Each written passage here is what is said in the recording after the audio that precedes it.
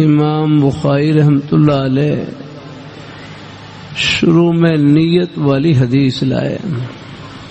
ہمارے بڑے بزرگ فرمائے لگے کہ امام بخاری رحمۃ اللہ علیہ شروع میں نیت والی حدیث لائے اور آخر میں ذکر والی حدیث لائے.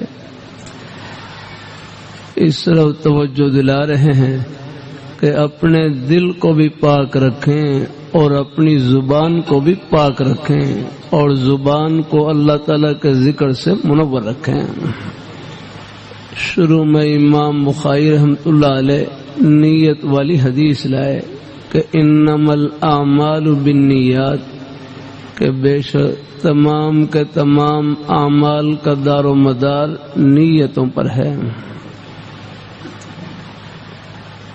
لاہور میں میرے حضرت ہیں جامع شفیع کے شیخ الحدیث حضرت صوفی محمد سواد صاحب دامت برکاتہم العالیہ. لاہور میں میرے حضرت ہیں جامع شفیع کے شیخ الحدیث حضرت صوفی محمد سواد صاحب دامت برکاتہم العالیہ. یہ اپنے بڑوں کے سائے کی بڑی برکت ہوتی ہے.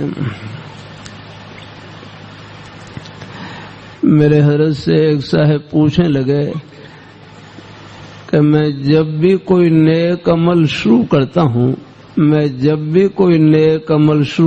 ہوں شروع میں نیت اچھی ہوتی ہے لیکن بعد میں ریا اور دکھلاوے کا خیال آ جاتا ہے، میں کیا کروں؟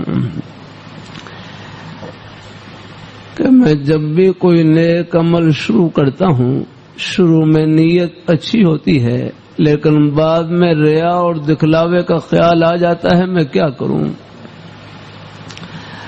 اللہ والوں کے عجیب جملے فرمائے لگے کہ جب بھی کوئی نیک عمل شروع کرنے لگیں، پڑھنے پڑھانے لگیں، واعظ و نصیحت کرنے لگیں، صدقہ خیرات کرنے لگیں، ایک مرتبہ اپنے دل پر دھیان دے کے یہ نیت کر لیں کہ یا اللہ یہ عمل تجھے خوش کرنے کے لیے کر رہا ہوں. پھر 1000 بار بھی غیر کا خیال آئے اس کی پرواہ نہ کرے. وہ ریا نہیں بلکہ وسوسہ ریا ہے. ریا کا تعلق قصد اور ارادے سے ہوتا ہے، محض خیال آنے سے ریا نہیں ہوتا.